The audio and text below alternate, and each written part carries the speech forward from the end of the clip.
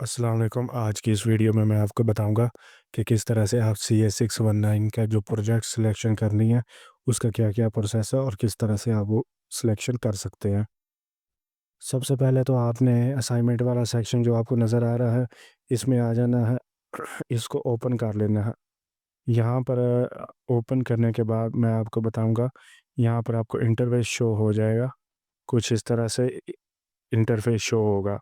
इस इंटरफेस में आपको आपका टाइटल, प्रोजेक्ट डिस्क्रिप्शन और इसी तरह से साथ आपको स्टेटस भी शो हो जाएगा, यानी कि कितनी सीट्स और सीट्स भी शो हो जाएंगे, यानी कि कितनी सीट्स रह गई हैं। यहाँ पर सबसे मेन जो चीज़ है वो यहाँ पर चूज़ बटन जो आपको शो हो रहा है ये है। अब इस बटन को जब आप यानी कि प्रेस करके आप अपना प्रोजेक्ट वगैरह सिलेक्ट कर सकेंगे। लेकिन यहाँ पर जो सीट्स हैं वो इतनी जल्दी रिज़र्व होती हैं कि आपको पता ही नहीं चलता। तो इसलिए थोड़ा सा यानी कि माउस अपना आपने इसी साइड पर रखना है। ये जस्ट आपको आइडिया देने के लिए है कि किस तरह से इंटरफेस होगा प्रोजेक्ट सिलेक्शन वाले दिन, क्योंकि हर स्टूडेंट वहाँ पर नया होता है। तो इसलिए बाहर स्टूडेंट बहुत टेंशन में होते हैं कि क्या होगा, किस तरह से प्रोजेक्ट वगैरह सिलेक्ट करेंगे। तो ये सारा इंटरफेस आप ज़हन में रख लें। जब यहाँ पर आप क्लिक कर लेंगे तो उसके बाद आपको इस तरह से एक अलर्ट मैसेज शो होगा कि आपने यस करना है, ये नहीं। तो आपने सिंपल अपने कीबोर्ड से एंटर प्रेस करके भी ओके कर सकते हैं, अदरवाइज़ आप यहाँ माउस से भी कर सकते हैं। लेकिन इतनी जल्दी से प्रोजेक्ट सिलेक्ट हो रहा होता है कि अगर आप माउस से करने जाएंगे तो उस वक्त प्रोजेक्ट आगे ख़त्म हो जाएगा। तो आपने कीबोर्ड से कर लेना है। जब आप सिलेक्ट कर लेंगे तो उसके बाद आपको इस तरह का अलर्ट शो होगा कि आपने सक्सेसफुली प्रोजेक्ट सिलेक्ट कर लिया है। उसके बाद आपको यहाँ पर प्रोजेक्ट में एक्सेप्टेड लिखा हुआ नज़र आ जाएगा और साथ आपको आ जाएगा कि अगर आपने ये प्रोजेक्ट छोड़ना है और कोई और रखना है तो रख सकते हैं।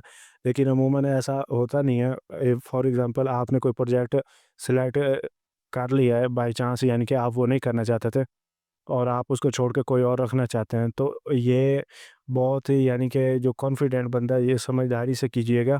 क्योंकि बाज़ दफ़ा ये होता है आप पिछला छोड़ते हैं अगला सेलेक्ट करने के चक्कर में और अगला भी नहीं होता और पिछला ख़त्म हो गया होता है उस वक्त तक।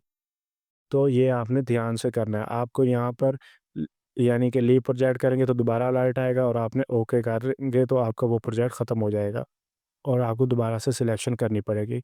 अब यही चीज़ है, उसके बाद ग्रुप बनाने का प्रोसीजर। जब आप प्रोजेक्ट सेलेक्ट कर लेंगे तो उसके बाद आपको इस तरह का एक ग्रुप का बनाने का ऑप्शन शो होगा।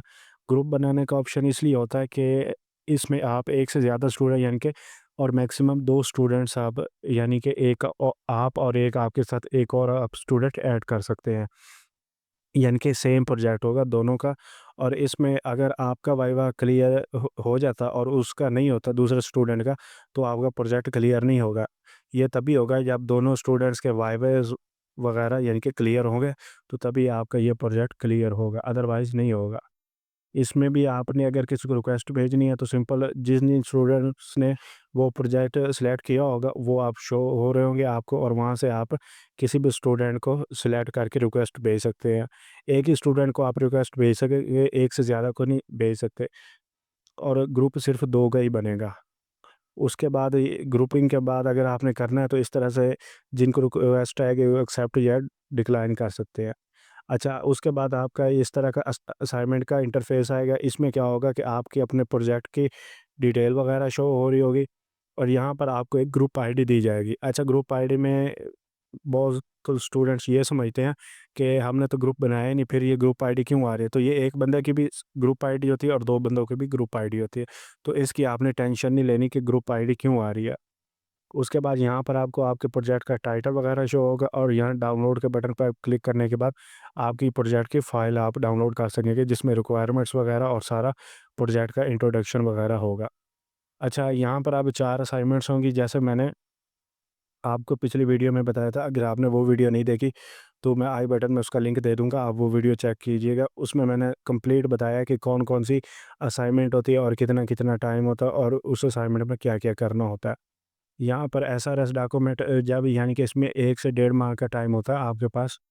यहाँ पर वैसे डमी डेट दी हुई है। आपने सिंपल जब बना लेंगे तो सबमिट के बटन पर क्लिक करने के बाद आपने अपना प्रोजेक्ट सबमिट कर लेना, सिंपल जिस तरह से असाइनमेंट हम बाकी असाइनमेंट करते हैं। जब आप और यहाँ पर यही चीज़ बताई हुई है कि किस तरह से आपने अपनी फ़ाइल वगैरह सिलेक्ट करके सबमिट करनी है। तो ये सिंपल जिस तरह बाकी असाइनमेंट्स करते हैं उसी तरह ही करते हैं। यहाँ पर आपने अपनी फ़ाइल सिलेक्ट करने के बाद सबमिट पर क्लिक करेंगे तो ये आपकी सबमिट हो जाएगी।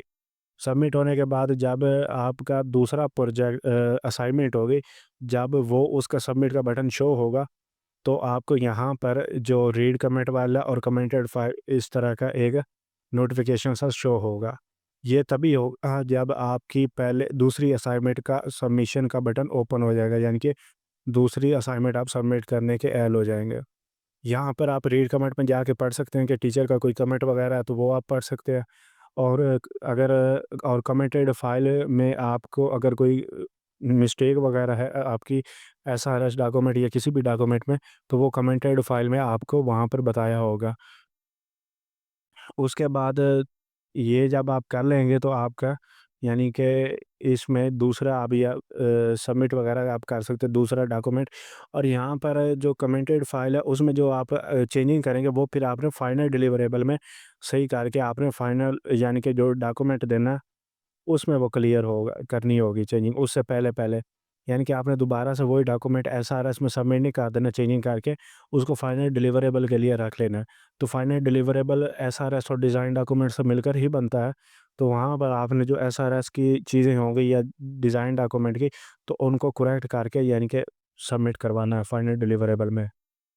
तो यही सारी चीज़ें थी, जब आप एक असाइनमेंट कर लेंगे तो आपका मार्क्स कंप्लीटेड शो होगा, उसके बाद सेम आगे होगा। तो यही थी आज की वीडियो। इसमें अगर आपको कोई चीज़ समझ ना आई हो तो आप कमेंट वगैरह कर सकते हैं।